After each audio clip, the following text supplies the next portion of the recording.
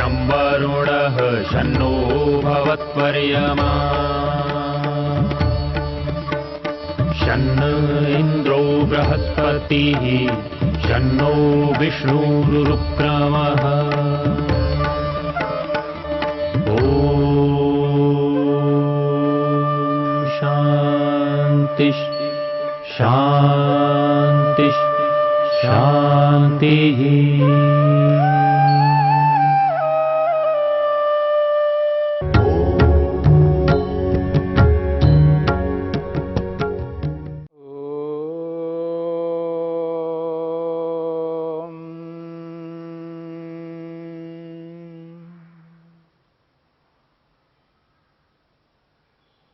साधन पाद के 24वें सूत्र तक हमने विचार किया है।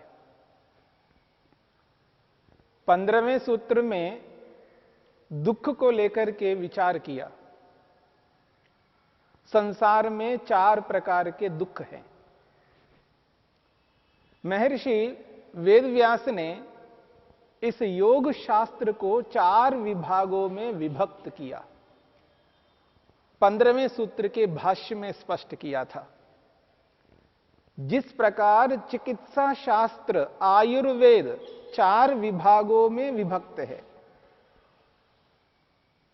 रोग, रोग का कारण, स्वास्थ्य और स्वास्थ्य का कारण, 4 विभागों में जिस प्रकार आयुर्वेद विभक्त है, उसी प्रकार योग शास्त्र भी 4 विभागों में विभक्त है। हेय हेय हेतु हानम हानोपायः। हेयम दुखम, हेय जो कहते हैं त्याग करने योग्य को, हेयम का अर्थ है त्याग करने योग्य। हमारे जीवन में त्याग करने योग्य यदि कोई है तो केवल केवल दुख है। और हेय हेतु, उस दुख का जो कारण है वो है संयोग। आत्मा और मन का संयोग, आत्मा और शरीर का संयोग, आत्मा इंद्रियों का संयोग, आत्मा इस संपूर्ण दृश्य ब्रह्मांड के साथ संयोग जो है वो है दुख का कारण है। और वो जो संयोग जो होता है वो इसलिए होता है, वो अविद्या के कारण से संयोग होता रहता है। तो 2 विषयों को, 2 विभागों को अब तक प्रस्तुत किया गया है। हेयम, हेय हेतु। हेय क्या है और हेय का कारण क्या है, इन 2 बातों को लेकर के चर्चा की है।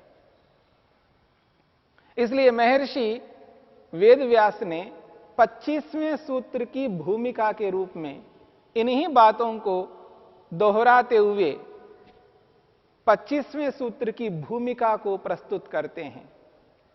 वो कहते हैं हेयम दुखम, हेयम दुखम हेय कारणम च संयोगाख्यम सनिमित्तम उक्तम।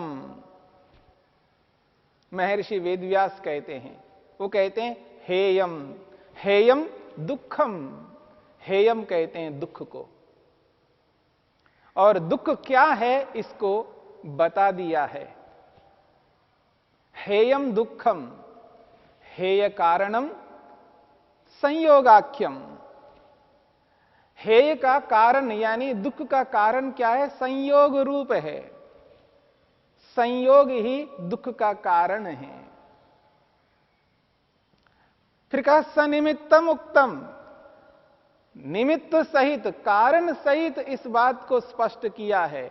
दुख क्या है बताया है, और वो दुख क्यों प्राप्त होता है उसका कारण भी 15वें सूत्र में स्पष्ट किया था। और किस किस प्रकार से दुख हमें प्राप्त होता है, परिणाम, ताप, संस्कार, गुणवृत्ति, विरोध के नाम से 4 प्रकार के दुख हमें कैसे प्राप्त होते हैं, और ये दुख किस प्रकार योगी को, योगाभ्यासी को सताते हैं, इस बात को स्पष्ट किया था। दुख, दुख का कारण स्पष्ट किया था। और ये किस कारण से होते हैं, तो सनिमित्त मुक्तम, कारण सहित दुख को, दुख के कारण को स्पष्ट किया गया। अतः परम हानम वक्तव्यम। महर्षि ने कहा अतः परम, अब इसके आगे हेय हेय हेतु, इसके आगे जो और दो विभाग हैं, उन दो विभागों में हानम तीसरा विभाग। अतः परम हानम वक्तव्यम, हान क्या है इसके बारे में कहना है। हान कहते हैं मोक्ष को, अपवर्ग को, मुक्ति को, कैवल्य को। कैवल्य को, मुक्ति, मोक्ष को यहां पर हानम इस शब्द से स्पष्ट किया है। तो कहते हैं अतः परम हानम वक्तव्यम, इसके आगे कैवल्य, मोक्ष, अपवर्ग को बताना चाहिए। यह अपवर्ग क्या है, यह मोक्ष क्या है, हान किसको कहते हैं, इस भूमिका को प्रस्तुत करके आगे सूत्र को प्रस्तुत किया जा रहा है। महर्षि पतंजलि ने 25वें सूत्र के रूप में कहा तदभावात, तदभावात संयोगाभावो हानम तद दृशेः कैवल्यम। यह 25वां सूत्र है। महर्षि पतंजलि कह रहे हैं तदभावात संयोगाभावः तद दृशेः कैवल्यम। वह दृशेः आत्मा, दृशेः कहते हैं आत्मा को, आत्मा का वो कैवल्य है। कौन? हानम, ये जो हान है, मोक्ष है। ये कब प्राप्त होता है? तदभावात, तदभावात उसके अभाव होने से। किसके? अदर्शन के अभाव होने से, जो 24वें सूत्र में स्पष्ट किया था। तस्य हेतुर अविद्या, उस संयोग का जो कारण है वो अविद्या है। तद अभावात, उसके अभाव होने से, अर्थात अदर्शन, मिथ्या ज्ञान के हट जाने से, संयोगाभावः, संयोग हट जाता है। जब मिथ्या ज्ञान ही नहीं रहा तो संयोग नहीं रह सकता, इसलिए संयोग हट जाता है, क्योंकि अदर्शन हट गया है। तो तदभावात, संयोग का हटना तब होता है जब अदर्शन हट जाता है। तदभावात, उस अदर्शन के हट जाने से संयोगाभावः, संयोग हट जाता है। हानम, संयोग का हटना ही तो हान है, मोक्ष है, अपवर्ग है। और ये हान ही दृशे है कैवल्यम। तदृशे है कैवल्यम, वह जो हान है वो दृशे, आत्मा का कैवल्य है, आत्मा का वो मोक्ष है, आत्मा का वो अपवर्ग है। यही अपवर्ग है, यही मोक्ष है, यही मुक्ति है। इसी को कैवल्य कहते हैं। संयोग का हटना, संयोग का न रहना, ये संयोग का न रहना तब संभव है जब अविद्या हट जाती है। इसलिए कहा तद अभावात संयोगाभावो हानम तद दृशेः कैवल्यम। इस सूत्र की व्याख्या करते हुए महर्षि वेदव्यास स्पष्ट करते हैं तस्य अदर्शनस्य अभावात। तद अभावात को खोलते हुए महर्षि वेदव्यास कहते हैं तस्य अदर्शनस्य अभावात, उस अदर्शन रूपी मिथ्या ज्ञान के, उल्टे ज्ञान के हट जाने से, अभाव होने से, बुद्धि पुरुष संयोग अभावः, बुद्धि पुरुष संयोग अभावः। संयोग का अभाव होता है, संयोग अभाव को खोल रहे हैं। बुद्धि पुरुष संयोग अभावः, मन और आत्मा का जो संयोग हुआ है, आत्मा और मन का जो मिलन हुआ है, आत्मा और मन का एक साथ जो रहना है, इसका अभाव हो जाता है। बुद्धि पुरुष संयोग अभावः, मन और आत्मा का जो संयोग है वो हट जाता है। इसी बात को स्पष्ट करते हुए महर्षि वेदव्यास कहते हैं, आत्यंतिको बंधनो परम इत्यर्थ। ये जो संयोग का अभाव है, इस संयोग अभाव को और शब्दों से स्पष्ट रूप से कथन करते हैं। वो कहते हैं आत्यंतिको बंधनो परमः इत्यर्थ। संयोग का न रहना का अभिप्राय कह रहे हैं। आत्यंतिक नितांत बंधनो परमः, बंधन का उपरम हो जाना, बंधन का हट जाना, बंधन में न रहना, यही हान है, यही मोक्ष है, यही अपवर्ग है। इसलिए कह रहे हैं एतद हानम, इसी का नाम हान है। किसका नाम? आत्यंतिको बंधनो परम, नितांत बंधन का उपरम हो जाना। अब इस आत्यंतिक शब्द को लेकर के भ्रांति उत्पन्न होती है। लोग यह समझते हैं कि अब आत्मा मुक्त हो गया है, तो अब नितांत मुक्त हो गया, अर्थात सर्वथा मुक्त हो गया है, अब दोबारा कभी बंधन में नहीं आ सकता, अनंत काल तक बंधन में नहीं आएगा। एक बार मुक्त हो गया तो फिर वापस कभी वो बंधन में नहीं आ सकता। इस आत्यंतिक शब्द का यह अर्थ करते हैं, यह भ्रांति युक्त अर्थ है। क्योंकि शांत कर्मों से अनंत अपवर्ग नहीं मिल सकता। तर्क प्रमाणों से यह बात कभी सिद्ध नहीं हो सकती। इसलिए आत्यंतिक शब्द का अर्थ अनादि काल तक, अनंत काल तक ऐसा अर्थ करना अनुचित है। क्योंकि आत्यंतिक शब्द बहुतायत अर्थ को बताने के लिए, अत्यधिक बताने के लिए, अत्यधिक अर्थ को बताने के लिए आता है। जैसे कोई कहे ये अत्यंत दुखी है, यह व्यक्ति अत्यंत दुखी है,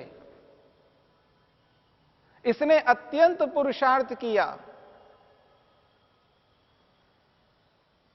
ये जो अत्यंत है यानी बहुत अधिक है, इसका यह अभिप्राय नहीं है नितांत, अब हमेशा सदा के लिए वो दुखी रहेगा।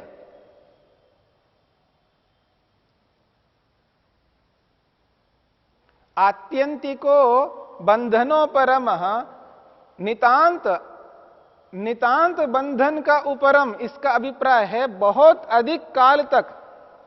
इस आत्यंतिक शब्द का अर्थ है अपरांत काल, यानी कुछ अवधि है काल की, और वो अवधि बहुत लंबी अवधि है।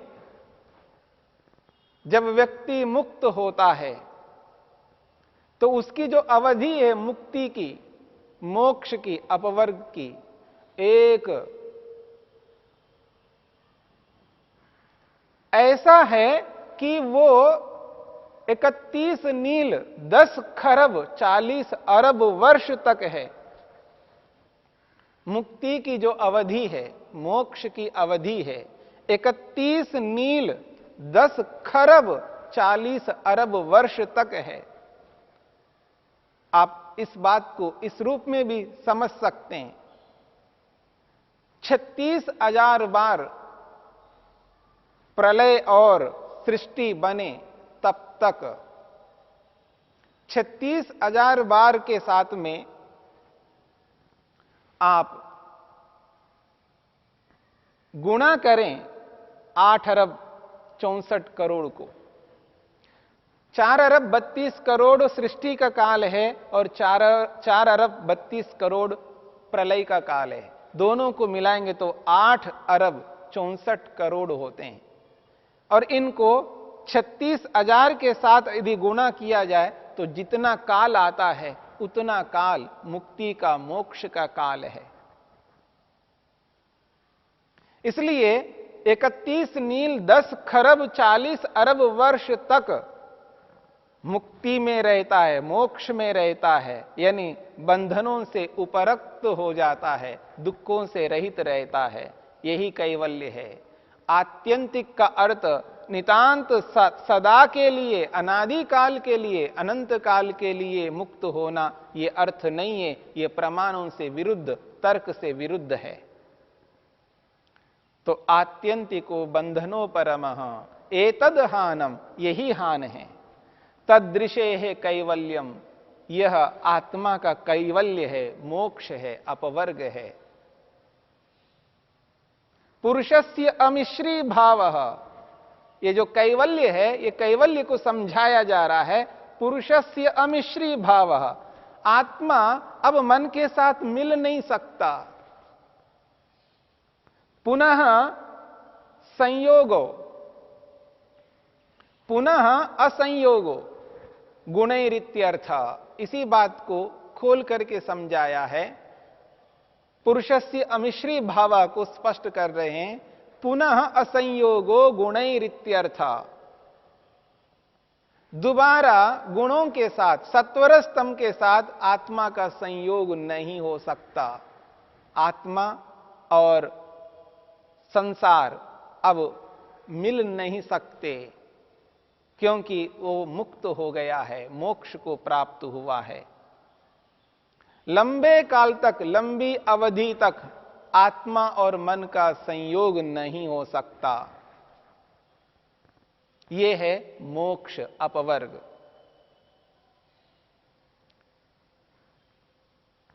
महर्षि वेदव्यास कहते हैं, दुख कारण निवृत्तो दुखो परमो हानम। दुख कारण निवृत्तो, दुख का जो कारण है वो हट गया है। दुख का कारण संयोग है।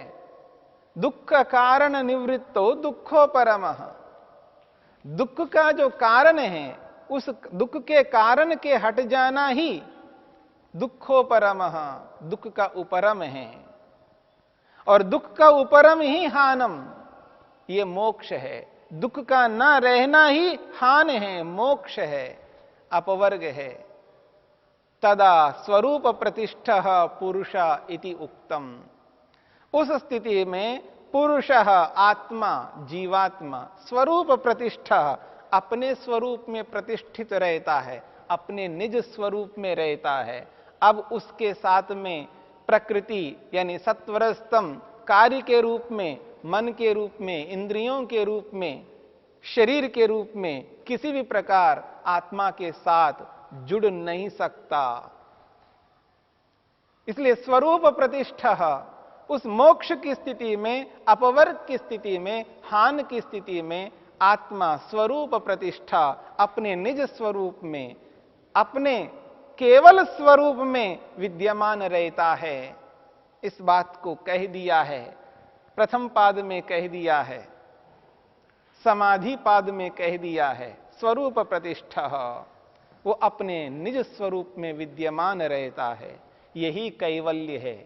अकेला रहता है, अब संयोग उसका नहीं रहता। बुद्धि यानी मन आत्मा के साथ जुड़ा हुआ नहीं रह सकता, यही कैवल्य है, यही हान है, यही मोक्ष है।